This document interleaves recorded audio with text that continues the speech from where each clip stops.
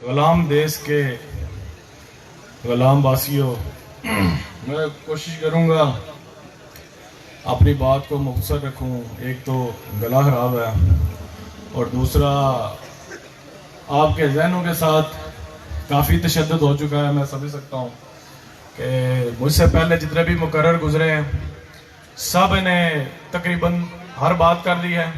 मैं कोशिश करूँगा कि चंद ही मिनटों में अपनी बात को ख़त्म करूं ताकि जो आगे आने वाले मुकर्रीन हैं और जो हमारे डॉक्टर तौकीर गिलानी साहब हैं जो जोन के प्रेसिडेंट हैं वो अपनी बात आप लोगों तक पहुंचा सकें।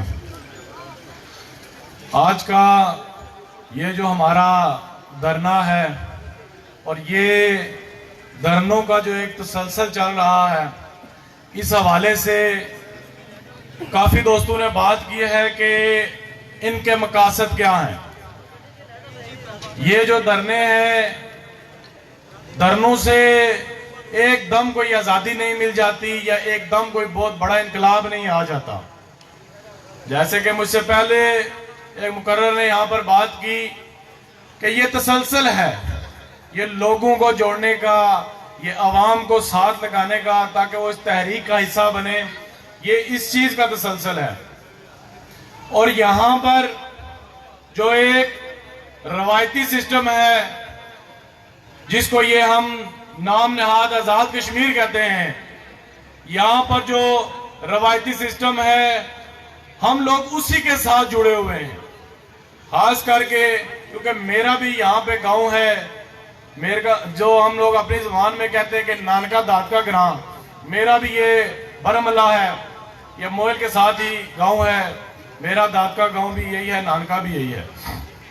तो मैं यहाँ की जो रिवायात हैं उनसे भी वाकिफ हूँ। यहाँ के लोग एक फुट के लिए अपनी जमीन से किसी को रास्ता देने पे जो है वो बंदा मार देते हैं। तो यहाँ के लोग मैं समझता हूँ कि कैसे तैयार हो सकते हैं कि अपनी रियासत, अपनी धरती माँ काबूजों के हवाले या गैरों के हवाले करने के लिए तैयार हो। यहाँ के लोगों की जो है वो गैरत गवारा नहीं करती। तो ये 22 अक्टूबर जो एक हमारी रियासत की तारीख पर जो एक काला धब्बा है, जिस पर जो हम ये इसको यौम स्याह के तौर पर मनाते हैं, वही इसका तसलसल है। आगे 27 अक्टूबर जो हमने यहाँ पे धरनों का, जो हमने यहाँ पे धरना देने का जो है वो एक दिन मुकर्रर किया, इसकी तारीख जो है उसके पस मंजर पे जाना जरूरी है ताकि हमें ये पता चल सके कि हमारे साथ हुआ क्या है, किसको हम अपना भाई समझते रहे और किसने हमारे साथ क्या क्या धोखेबाजी की है। क्योंकि यहाँ पर बात हुई कि हमारे लोगों को इस चीज का इल्म ही नहीं है, क्योंकि नई जो जनरेशन आ रही है उस चीज को, उन लोगों को तो पता ही नहीं है कि हमारे साथ हुआ क्या है, असल में मामला क्या हमारे साथ रवा रखा गया है।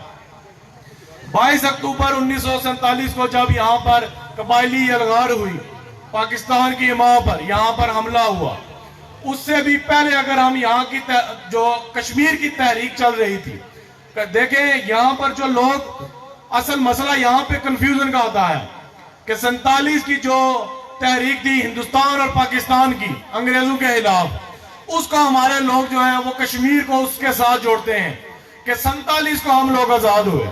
लेकिन इस चीज को समझने की जरूरत है कि 47 को आजादी वाला कोई मामला नहीं है। ये जो 47 का मामला है इसमें तो हमें और मजीद गुलाम बनाया गया। तो मैं ये बात कर रहा था कि 47 में यहाँ पे जो वाकयात हुए, हिंदुस्तान और पाकिस्तान बन रहा था, उसी वक्त कश्मीर के अंदर भी महाराजा के शख्सी निजाम के खिलाफ यहाँ पर तहरीक चल रही थी। लोग महाराजा जो रियासत जम्मू कश्मीर का महाराजा था उसके शख्सी निजाम के खिलाफ थे कि इस सिस्टम को खत्म किया जाए, यहाँ पर जो है एक जमहूरी सिस्टम लेके आए ताकि जो है जो कंट्रोल है, जो रियासत के अंदर इदारे बने, लोगों को जो है वो वसाइल मिले, लोगों को जो है एक जमहूरी तरीके से हुकूमत में आने का मौका मिले। तो महाराजा के खिलाफ एक तहरीक चल रही थी। लेकिन आप देखते हैं कि हुआ क्या असल में। ये जो हम लोग यहाँ पर तारीख पढ़ते हैं, हमें उसमें जो है वर्गलाया जाता है, हमें जो है बहकाया जाता है हमारी नौजवान नस्ल को। तो उस तारीख के तसलसल में पाकिस्तान ने सबसे पहले जो है, जैसे मेरे आगे भाई हैं बड़े, उन्होंने यहाँ पर वजाहत पेश की कि जो कबायली यलगार है वो पाकिस्तान के अंदर होने से पहले उन्होंने जो है हमें उन्होंने कहा कि जाओ, जो एक 1400 साल पुराना एक नजरिया लोगों के दिमागों में डाला गया कि आप लोग जाएं, वो लोग गुलाम हैं आपके, और वहां पे जो माल गनीमत लूटेंगे वो आपका होगा, और वो जो वहां के वसाइल हैं, जो वहां की जमीन है, वो पाकिस्तान के कंट्रोल में आएगी। तो 1947 22 अक्टूबर को जो है यहाँ पे यलगार हुई। उन्होंने नहीं देखा कि हिंदू कौन है, मुसलमान कौन है। उन्होंने यहाँ पर आके हमारे लोगों की, जो रियासत के बाशिंदे थे, उनकी गर्दनें काटी। एक बुजुर्ग है, मेरी उनसे मुलाकात हुई तो मैंने उनसे पूछा मुख्तसरन सा कि जब ये कबायली यहाँ पर आए, हमलावर हुए, तो क्या पस मंजर था। उन्होंने बताया कि ये कुएं थे पानी वाले, ये सारे लाशों से भरे हुए थे, और कबायली जो थे उनके पास इतना वक्त नहीं था कि किसी औरत के बाजू से कंगन उतारे या कान से बाली जो है वो निकालें। उन्होंने कान ही खींच लिया या उन्होंने टोके मार के बाजू ही उतार दिया कि यहाँ से कंगन अब कौन उतारे। जंग के दौरान इतना टाइम नहीं होता किसी के पास कि आराम से वो तेल लगाकर, और किसी को ज़ख्म ना हो जाए तो आराम से चूड़ी उतारी जाए। तो ये जुल्म हुआ हमारे साथ यहाँ पर। उसी की बिना पर जो है महाराजा हिंदुस्तान में गया, और महाराजे के जो है वो कहते हैं एग्रीमेंट किया, जिस तरह भी किया। जो ये 27 अक्टूबर है, फिर हिंदुस्तान की फौजें यहाँ पर आई, और 10 दिन के बाद पाकिस्तान की जो आर्मी है वो यहाँ पर आई, और जो है ये सीज फायर लाइन जिसको कहते हैं, यहाँ पर जो है आमने सामने दोनों फौजें आई, और जो हिंदुस्तान है वो अक़वाम मुत्तहिदा में चला गया कि महाराजा कश्मीर जो है उसने मेरे साथ इलाक़ कर लिया है, और पाकिस्तान जो है उसने मेरी रियासत पर हमला किया। तो ये पाकिस्तान जिसको आप कहते हैं कि ये हमारा बड़ा भाई है या इस्लाम का जो है वो किला है, ये लोग जो है, ये गवर्नमेंट जो है वो अक़वाम मुत्तहिदा में मुजरम के तौर पर पेश हुई जी। हमारे लोगों ने वहां पर जो है हमला किया है, लेकिन अब हम वहां पे सीज फायर लाइन करते हैं, वहां पे मायदा करते हैं। जब ये लोग जो है पुरअमन हो जाएंगे, ये जंग जो है बंद हो जाएगी, उसके बाद जो है हम यहाँ पर रायशुमारी करवाएंगे। और ये फिर रायशुमारी का लालीपाप चलता चलता चलता जो है आज 75 साल हो गए हैं। आज तक जो है वो मेरे दादा अबू ने सुना था कि यहाँ पे रायशुमारी होने वाली है, फिर मेरे अबू ने सुना था रायशुमारी होने वाली है, मैंने सुना, मेरे आगे 2 बच्चे हैं, अब मैं उनको भी यही बताऊं कि रायशुमारी होने वाली है। ये जो पाकिस्तान की फौज है ये हमें कश्मीर आजाद करवा कर देगी जनाब। तो ये एक इन चीजों को समझने की जरूरत है, इन चीजों से अब निकलने की जरूरत है। अगर हम जो है अपने आने वाली नस्लों को जो है वो सच्चाई नहीं बताएंगे और इसी खौफ में मुब्तला रहेंगे कि ये अगर हमें उठा लेंगे, कोई एजेंसी वाला हमें उठा के ले जाएगा, कोई आर्मी वाला हमें धमकी देगा, तो मैं समझता हूं कि जैसा गुनाह, जैसी गलती हमारे बुजुर्गों से हुई है, वही गुनाह, वही गलती हम आगे कर रहे हैं। और यही हमारी आने वाली नस्लें जो है वो हमें कब्रों से निकाल कर मारेंगी और हमारी कब्रों पर जूते मारेंगे कि तुम लोगों ने हमें मजीद गुलाम रखा और जो सच्चाई है वो हमें नहीं बताई। और ये जो 15वीं तरमीम के तहत जो है ये कश्मीर को मजीद तकसीम करने के फार्मूले जो यहाँ पे अप्लाई हो रहे हैं, हमारे लोगों को अगर, हमारी नस्ल को अगर इस सच्चाई के बारे में नहीं पता चलेगा तो वो कभी नहीं बोलेंगे। अभी आप देख लें कि ये इस 75 सालों में हमारे साथ क्या हुआ है कि अभी हमें नए सिरे से लोगों को बताना पड़ता है कि हम लोग गुलाम हैं। और ये जो लोग हैं, ये जो कहते हैं कि इस्लाम का किला, मैं आप लोगों से पूछना चाहता हूं, इस बिंबर के लोगों से पूछना चाहता हूं, कौन सा इस्लाम का किला है? कहां का इस्लाम है? कोई मुझे यहां पे आके साबित करके दिखाए कि पाकिस्तान के अंदर कोई एक भी इस्लाम के मुताबिक काम हुआ हो, कोई कुरान और सुन्नत के मुताबिक एक भी काम हुआ हो, मुझे यहां पर साबित करके बताए। सारा जो सिस्टम है पाकिस्तान का सूद पर चलता है। सूद का मतलब क्या है? अल्लाह के साथ खुलेआम जो है वो जंग का ऐलान है। तो सारा बैंक सिस्टम जो है, सारा जो निजाम है वो सूद पर चलता है। यहां पर आपके जो ये शराब के अड्डे सरेआम है पाकिस्तान के अंदर, जिना के अड्डे सरेआम है। कौन कहता है ये इस्लाम का किला है? अगर जो लोग हमें ये कहते हैं कि इस्लाम की बुनियाद पर, मजहब की बुनियाद पर जो है वो हमें तकसीम नहीं करना चाहिए, हमें पाकिस्तान के साथ जाना चाहिए, मैं उन लोगों से ये सवाल पूछता हूं कि अगर मजहब की बुनियाद पर ही जाना था तो ये पाकिस्तान बना, ये किस लिए बना? ये अफगानिस्तान के साथ सारे मुसलमान चले जाते या ईरान के साथ चले जाते। अलग इनको मुल्क की क्यों जरूरत पड़ी थी? अलग रियासत इन्होंने क्यों बनाई? और अगर ये इतने ही नेक मुसलमान पारसा लोग थे तो बंगालियों ने इनको जूते मार के वहां से क्यों भगाया? वो क्यों उनसे उन्होंने क्यों इनसे आजादी हासिल की? तो ये कहने का मकसद, और आप दोस्तों से, बुजुर्गों से ये बात शेयर करने का मकसद यही है कि गरीब, जैसे गरीब होता है ना, उसको इतना, जो अमीर लोग होते हैं वो इसको इतना टार्चर करते हैं कि यार ये गुर्बत जो है ना, ये अल्लाह की तरफ से दी हुई है। तो वो जो है गरीब जो होता है वो इसको जो अल्लाह की तरफ से आई हुई आजमाइश समझकर भूखा रहेगा, मेहनत नहीं करेगा कि अल्लाह की तरफ से आजमाइश है, मैं तो हूं ही गरीब।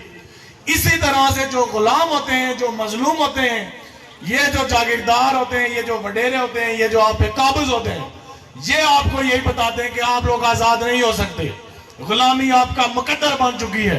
अगर आप आवाज निकालेंगे, अगर अपनी आजादी की बात करेंगे तो कोई आपको उठा के लेके जाएगा। आप वो दौर नहीं रहा कि कोई आपको उठा के ले जाए और हम उनसे पूछ भी ना सके। वो 70-75 वाला दौर होता होगा जब तुम लोगों को उठा के ले जाते थे। अब जूते पड़ेंगे, रावला कोट में भी पड़े, मीरपुर में भी हमारे पास वो कितनी बार आए। हमने साफ उनको जो है क्लियरली बताया है कि आए तुम कहां से हो, मेरे घर में आए, कोई उठ के आया चीचा वतनी से, कोई मुल्तान से उठ के आया, कोई मेरे घर में आकर तुम मुझसे पूछते हो आए किधर से हो, जा किधर रहे हो, पाकिस्तान के खिलाफ बात कर रहे हो, ये कश्मीर आजाद नहीं हो सकता। आप लोग जो है गद्दार हैं। मैं ये दावे के साथ कह सकता हूं कि अगर कोई यहाँ पर पाकिस्तान के जो यहाँ पर चूहे और टाउट घूम रहे हैं, यहाँ पर आके डिबेट करें, आईने पाकिस्तान उठाकर दिखा दें कि उसके अंदर लिखा है कि जो ये कश्मीरी हैं ये पाकिस्तान के शहरी नहीं है, तो फिर हमारे यहाँ के जो मफाद परस्त टोला है ये क्यों चिल्ला चिल्ला कर कहते हैं कि हम पाकिस्तानी हैं, हम पाकिस्तान से बड़े पाकिस्तानी हैं? वो तुमको मानने के लिए तैयार नहीं है। तुम जानबूझ के अपनी धरती माँ का निकाह जो है वो गैरों से करवाने पर तुले हुए। उन गुलामों को, ये जो हम यहाँ पर आके, मेरे यहाँ पे एक बुजुर्ग ने बात की कि 47 में जो वाकयात हुए उस पर यहाँ के लोग मुलव्वस थे, कुछ गद्दार थे, उन्होंने जो है वो दावत दी उनको कि यहाँ पर आए और महाराजा की फौज के खिलाफ जो है वो लड़ाई में हमारा साथ दें और जो है यहाँ पे इस्लाम नाफज होगा। आप देख सकते हैं कि कैसे इस्लाम का नफाज हुआ यहाँ पर। मैं इस्लाम की बात इसलिए बार बार दोहरा रहा हूँ कि यहाँ पर हमारे साथ जो है वो मजहबी टच दिया जाता है हमें। हमारा जो इंसान का एक मजहब के साथ लगाव होता है उसके जज्बात को उभारने की कोशिश की जाती है। इस्लाम के, जो पाकिस्तान के खिलाफ बात करेगा वो इस्लाम का सबसे बड़ा दुश्मन है। तो मैं ये पूछना चाहता हूं लोगों से कि कौन सा इस्लाम है? और मैं जो आगे बात कर रहा था कि ये जो 47 में जैसे हमारे यहाँ पे चंद गद्दार थे, इसी तरह ये इस आजाद कश्मीर में वो चंद है 500 के करीब होंगे। इसी तरह मकबूजा कश्मीर में भी 500-700 के करीब वो गद्दार होंगे जो हर 5 साल के बाद आपके घरों में आते हैं और कभी आपको बरादरी के नाम पर, कभी इलाके के नाम पर जो है वो आपसे वोट की जो है वो डिमांड करते हैं। और उनका मंशूर क्या होता है, उनका मिशन क्या होता है? उनका मिशन यही होता है कि आपको गुलाम रखें, आपकी जो नस्लें हैं उनको गुलाम रखें, अपना जो है वो रोजगार बढ़ाएं, अपनी जो नस्लें हैं उनकी बका के लिए वो आपसे जो है वोट मांगते हैं और आपको जो है वो मजीद गुलाम से गुलाम तर रखते हैं। मैं ये पूछता हूं कि ये जो हमारे नाम नेहाद जो यहाँ पर वजीर आजम है या सदर है, ये जो लास्ट जो यहाँ पर जनरल इलेक्शन हुए वहां पे क्या सूरत हाल दी आप सबके सामने है। बैरिस्टर सुल्तान महमूद चौधरी मीरपुर मेरे हल्के से ही है, वो हल्का 3 से वो इलेक्शन लड़ते हैं। जमहूरी तरीके से, कानूनी तरीके से उनका हक बनता था कि वो वजीर आजम बने आजाद कश्मीर के, क्योंकि वो जैसे भी हैं पार्टी के सदर थे आजाद कश्मीर के। लेकिन क्या हुआ उनके साथ? बनी गाला की सीढ़ियों पे ये 3, 4, 5 जो लौंडे हैं वो वहां पर जो है टेस्ट इंटरव्यू देते रहे। इसको नहीं जी मुझे वजीर आजम बनाए, मैं अच्छे बूट पॉलिश करता हूं, वो कहे जी इसको निकालें जी मुझे बनाए। ये तो सूरत हाल है इनकी। ये हमें किस चीज की आजादी लेके देंगे? ये छोटे छोटे जो हमारे लोकल मसाइल हैं उसके लिए हमें आजाद नहीं कर रहे। तो ये जो बातें यहाँ पे करते हैं कि हम जो है वो कश्मीर आजाद करवा के देख लेंगे। 75 साल हो गए, मेरे ख्याल में 75 साल बहुत होते हैं किसी को समझने के लिए, इसलिए वक्त बहुत ज्यादा ले लिया मैंने। ऐसे ही आके मेरे दोस्त ने बात की थी कि मैं चंद मिनटों में अपनी बात करूंगा, तो उन्होंने मेरी तरह काफी लंबी बात कर ली थी, तो मेरा भी यही हिसाब हो गया। मसला यह है कि जब मसला समझाने लगे तो बातें मजीद खुलती जाती हैं। तो मैं आखिर में आप तमाम दोस्तों का शुक्रगुजार हूँ, खासतौर पर तौसीफ जलाल साहब, राजा फरहान साहब, इन्होंने बहुत मेहनत की है इस जो हमारे इस धरने को कामयाब करवाने में। और जो हमारे एक मैसेज था जो लिबरेशन फ्रंट का, स्टूडेंट लिबरेशन फ्रंट का जो नजरिया है वो आप लोगों तक पहुंचाने का, ताकि जो है वो आप मुस्तकबिल में इस तहरीक के साथ जुड़े। और ये जो मैंने जिनकी बात की है, ये जो टाउट हैं, ये जो नाम नहाल लीडर बने हैं, आप खुदा इनका साथ छोड़े।